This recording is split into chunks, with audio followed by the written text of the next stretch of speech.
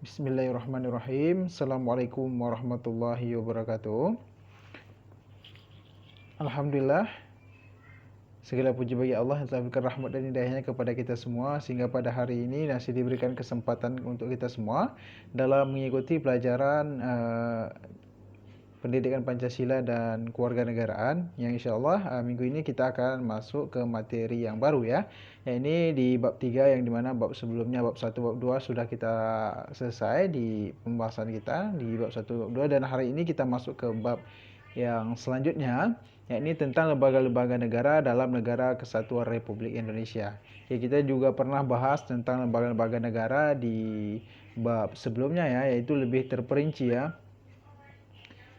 Tentang bagaimana pentingnya lembaga negara dalam perjalanan sistem pemerintahan di Indonesia.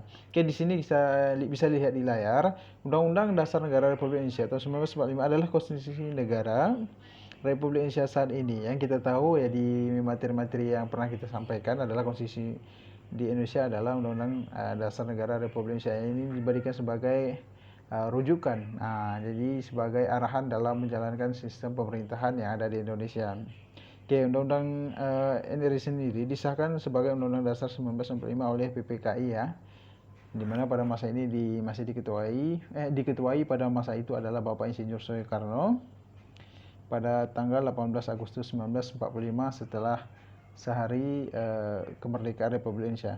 Oke, di sini pada kurun waktu tahun 1999 sampai tahun 2002, kita tahu sendiri bahwa dalam perjalanan sistem pemerintahan di Indonesia dan konstitusi di Indonesia terjadi beberapa kali perubahan. Ini pada tahun 1999 sampai tahun 2000, di mana dilakukan selama 4 kali ya perubahan atau amandemen Undang-Undang Dasar Negara Republik Indonesia yang mengubah susunan lembaga negara dan kekuasaan negara Republik Indonesia di sana, di mana kita juga sudah tahu dari beberapa bab atau undang-undang yang pernah disampaikan di dalam materi. Yang kita tahu Undang-Undang 1945 terdiri dari 16 bab dan 37 pasal, di mana setiap bab itu mengisi tentang suatu lembaga negara atau lembaga negara, juga kedaulatan negara, tentang HAM, tentang kementerian dan lain sebagainya ya, di mana semuanya mencakup tentang kehidupan berbangsa dan bernegara. Oke, kita di sini akan yang kita pelajari di sini di bab yang ketiga ini adalah tentang yang pertama adalah suprastruktur politik, infrastruktur politik, yang di lembaga legislatif, udah pernah, eksekutif dan yudikatif, dan kemudian badan BPK dan sistem ketatanegaraan Indonesia serta partisipasi warga negara Indonesia dalam sistem politik Republik Indonesia. Ya, kita pahami dulu apa itu suprastruktur politik dan infrastruktur politik. Oke, kita lihat di layar suprastruktur politik di Indonesia dan infrastruktur politik di Indonesia ya. Suprastruktur politik itu sebenarnya apa? Adalah kita boleh lihat di layar masing-masing. Suprastruktur politik adalah sistem politik dalam sebuah negara yang merupakan penggerak politik formal. Suprastruktur politik sering disebut sebagai bangunan ataupun mesin daripada politik resmi ya, atau lembaga-lembaga pembuatan keputusan politik yang sah. Jadi ini adalah sebuah sistem politik dalam sebuah negara yang merupakan penggerak politik formal ya. Yang menggerakkan sistem politik ini siapa? Kita kan sudah tahu. Jadi kita pelajari di bab 1 bab 2 juga sudah masuk. Secara resmi akan kita lihat di sini. Mereka ini adalah bertugas adalah sebagai mesin politik, bisa dikatakan mesin politik atau penggerak jalannya pemerintahan, atau lembaga-lembaga resmi yang telah diakui oleh negara ini. Ya, kita tahu sendiri apa aja itu. Yang pertama adalah eksekutif, legislatif, dan yudikatif. Ini yang akan kita pelajari. Di sini seperti kita tahu, kita kan Indonesia ini menganut sistem pembagian kekuasaan, yang mana kita tahu bahwa pembagian kekuasaan Indonesia ini terkenal dengan konsep trias politika yang disampaikan oleh Montesquieu ini. Tapi kita sebagai negara yang ini mempunyai sesuai dengan pribadi bangsa Indonesia itu sendiri, tidak mengikuti dengan bangsa lain, tapi disesuaikan dengan tidak lepas daripada teori trias politika yang disampaikan oleh Montesquieu. Oke, ini kita tahu adalah eksekutif. Eksekutif ini kan sudah pernah kita sampaikan baik dari SMP, SMA, waktu kita pertemuan sebelumnya juga pernah disampaikan. Eksekutif itu adalah lembaga kekuasaan untuk menjalankan undang-undang. Kita sudah paham sekali ini ya. Yang dimana eksekutif ini adalah presiden dan wakil. Nah, nanti kita lebih jelaskan eksekutif. Oke, eksekutif ini adalah berada di tangan presiden. Kalau di Indonesia, presiden ada sebagai kepala negara dan kepala pemerintahan. Kita sudah tahu ya.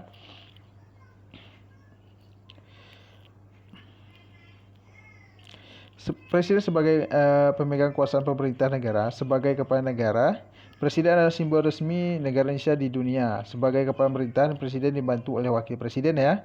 Yang dalam menjalankan tidak mungkin presiden dalam semuanya.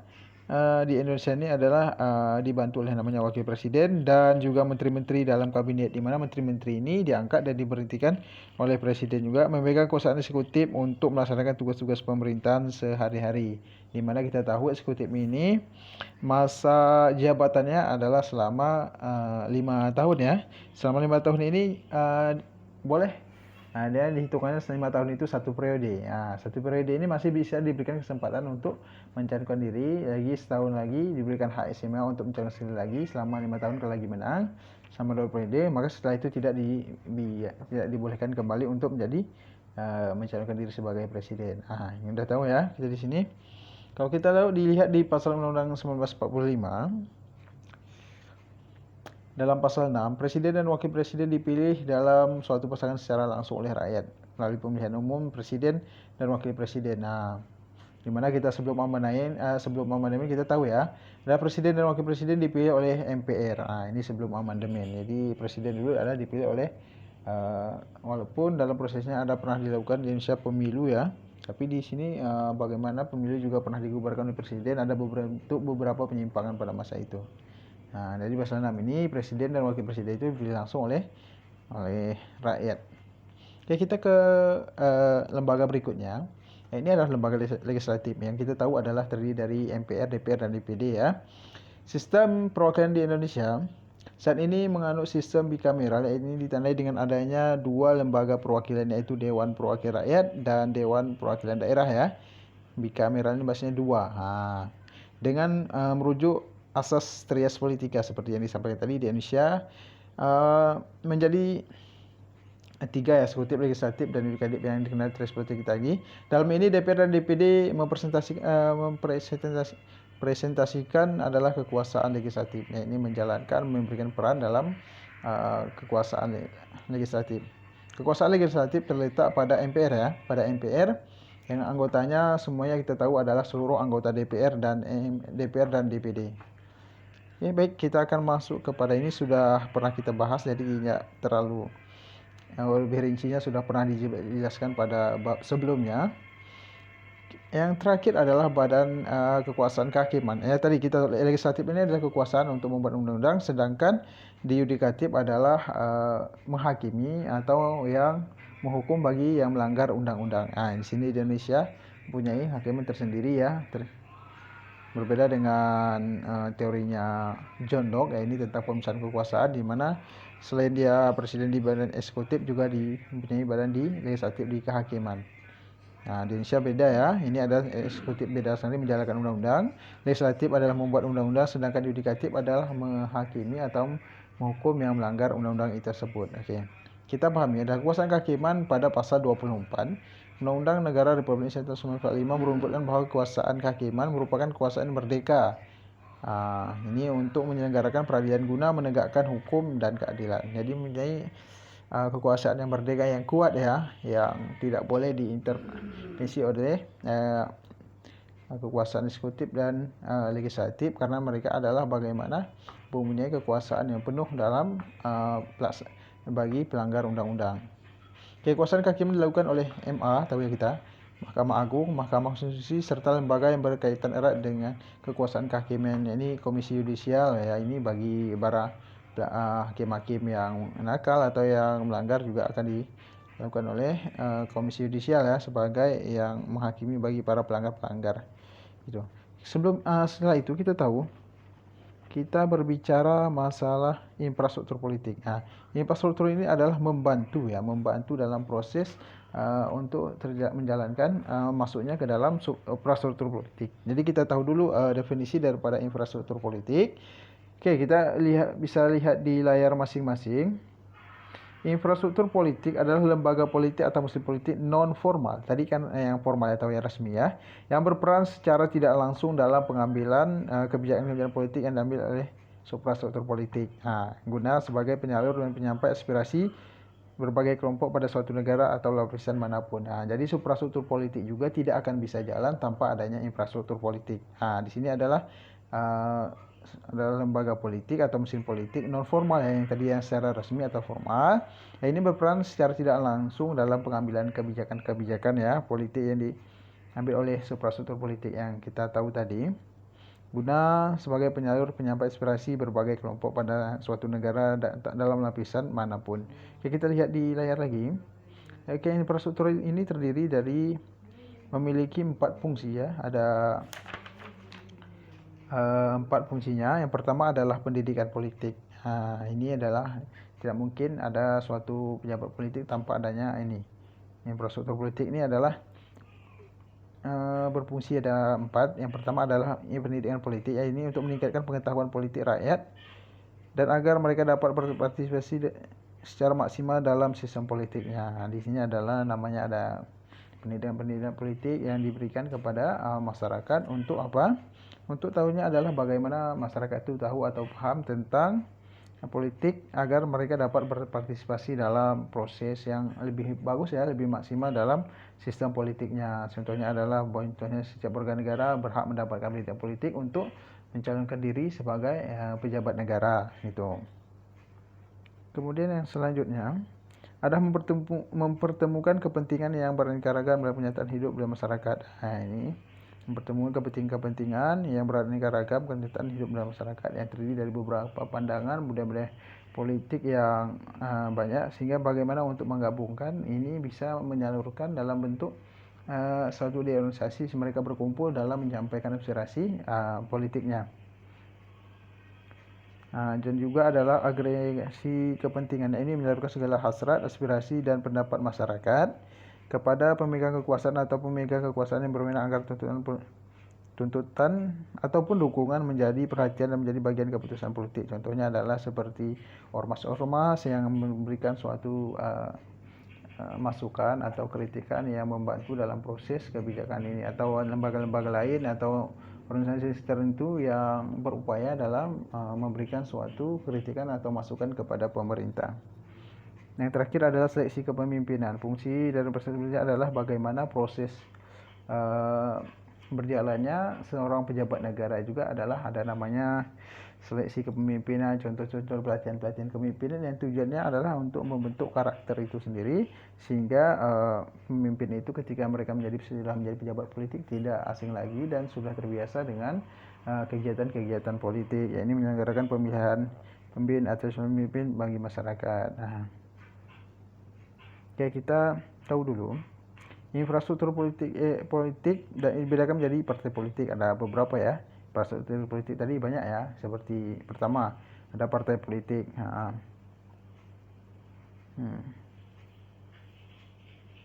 Ini. Oke, pertama kita tahu ya, orang DPR ataupun MPR tidak mungkin DPR ataupun DPD presiden tidak mungkin dia bisa menjadi seorang presiden tanpa melalui partai politik ya. Ini jadi makanya dikatakan tadi bagaimana infrastruktur politik juga harus tidak boleh terlepas daripada infrastruktur politik. Jadi presiden mau DPD maupun DPR itu mereka menjadi pejabat sebagai pejabat negara di lembaga negara itu harus melalui partai politik ya, karena mereka juga tidak akan bisa tanpa adanya partai politik. Seorang DPR tidak mungkin ya naik menjadi seorang DPR tanpa memiliki partai politik. Oke, kita harus tahu dulu ada beberapa fungsi dari partai politik. Pertama adalah artikulasi kepentingan. Ini adalah suatu proses penginputan berbagai kebutuhan ataupun tuntutan dan kepentingan melalui wakil-wakil kelompok yang masuk dalam lembaga legislatif agar kepentingan, tuntutan, kebutuhan kelompok yang dapat terwakili dan terlindungi dalam pembuatan kebijakan publik. Biasanya kan adalah adanya partai politik ini adalah kan ada anggota-anggotanya ini adalah untuk mewakili daripada aspirasi daripada kepentingan politik partai itu sendiri. Kedua adalah fungsi agregasi kepentingan. Ini adalah merupakan cara bagaimana tuntutan-tuntutan yang dilancarkan oleh kelompok-kelompok yang berbeda digabungkan menjadi alternatif-alternatif pembuatan kebijakan publik. Terus yang ketiga adalah fungsi sosialisasi politik, yakni suatu cara untuk memperkenalkan nilai-nilai politik, sikap-sikap dan etika politik yang berlaku atau dianut oleh suatu negara. Dengan adanya sosialisasi, yakni berikan kepada masyarakat, yakni menjelaskan bagaimana politik itu, partai politik atau yang lain kepada masyarakat, tentunya adalah untuk juga untuk pengetahuan, memperkenalkan bagaimana nilai-nilai politik, sikap-sikap, etika politik berlaku dalam dianut oleh sebuah negara. Kemudian adalah fungsi rekrutmen politik, yaitu proses di mana seleksi ataupun rekrutmen per anggota-anggota kelompok mewakili kelompok dalam jabatan administratif ataupun politik. Biasanya ada dalam suatu partai juga akan salah satunya adalah menyeleksi bagaimana merekrut para anggota-anggota yang akan mencalonkan diri sebagai pejabat negara. Maka di sini adalah di mana partai berfungsi adalah sebagai menyeleksi atau merekrut anggota-anggotanya untuk masuk partai politik untuk menjadi sebuah pejabat negara. Kemudian yang terakhir adalah komunikasi politik, adalah di mana salah satu fungsi yang dijalankan oleh partai politik dengan segala struktur yang tersedia mengadakan komunikasi informasi, isu, gagasan politik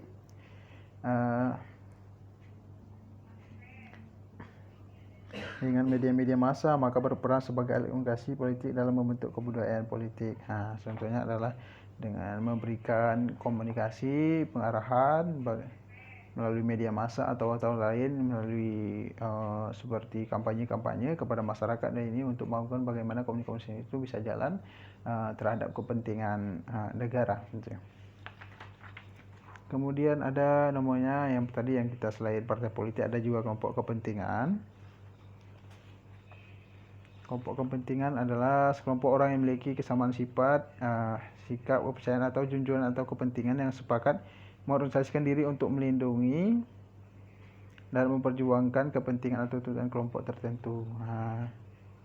Jadi biasanya ini adalah kelompok kepentingan ini adalah kelompok seperti kelompok-kelompok yang dimana mereka mempunyai sifat atau kelompok tertentu, di mana dalam kelompok ini sepakat mempunyai sikap, kepercayaan atau kepentingan yang sepakat mengorganisasikan diri untuk melindungi dan perjuangan kepentingan atau kelompok tertentu. Biasanya kan adanya kelompok-kelompok tertentu untuk kepentingan mereka, ini untuk membantu memperjuangkan bagaimana kelompok itu bisa dijalankan bagaimana, tapi sesuai dengan kepentingan politik itu sendiri. Biasanya kepentingan ini dapat kepentingan umum ataupun masyarakat luas maupun kepentingan untuk kelompok itu saja. Biasanya kelompok ini tujuannya untuk kelompok-kelompok buruh atau kelompok-kelompok lain, organisasi lain yang tujuannya adalah untuk buruh tapi bukan untuk selain, kadang berguna untuk kelompok itu dan juga bisa terkadang berguna untuk masyarakat seluruhnya ya. Kelompok kepentingan bertujuan untuk mewujudkan bertujuan adalah untuk memperjuangkan suatu kepentingan dalam mempengaruhi lembaga-lembaga politik ya, seperti ada institusi tertentu agar mendapatkan keputusan yang menguntungkan atau menghindari keputusan yang merugikan. Ini biasanya kelompok-kelompok ini biasanya mempunyai, kadang dia independen, ya ini kelompok-kelompok yang tersebut ini adalah memberikan suatu pendapat kepada pemerintah atas untuk mengkritisi bagaimana kebijakan-kebijakan pemerintah maupun adalah untuk kepentingan masukan kepada pemerintah, yang dimana tujuan mereka kadang bisa untuk kepentingan mereka dan juga bisa kepentingan untuk orang banyak. Kemudian ada juga banyak lagi ya, ada juga kelompok penekan. Kelompok penekan ini adalah kelompok yang melontarkan kritikan-kritikan untuk para pelaku partai politik lain. Biasanya tidak ada kelompok-kelompok yang bisa menekan bagaimana seperti FPI atau kelompok-kelompok saudara LSM yang menekan adalah bagaimana terhadap kebijakan pemerintah sehingga pemerintah itu tidak semena-mena dalam memberikan keputusan seperti itu. Oke, cukup sampai di sini kita pelajari sampai kelompok kepentingan, nanti kelompok penekan nanti kita sampaikan di minggu yang berikutnya ya. Untuk sambungan daripada kelompok penekan dan media pers atau tokoh politik adalah dimana ini tujuannya kenapa saya sampaikan sini adalah untuk memberikan suatu penjelasan mengenai suprastruktur politik itu apa, infrastruktur politik itu apa, dan infrastruktur politik itu terdiri apa aja dan bagaimana kepentingan-kepentingan itu yang harus kita ketahui dulu. Jangan nanti baru setelah itu kita bicara kembali tentang kelanjutan pada materi ini. Oke, cukup sekian, mungkin dapat ini bermanfaat. Kalau ada salahnya boleh disampaikan dalam grup atau beberapa boleh tanya jawab nanti di grup kita masing-masing. Oke, saya akhiri. Assalamualaikum warahmatullahi wabarakatuh.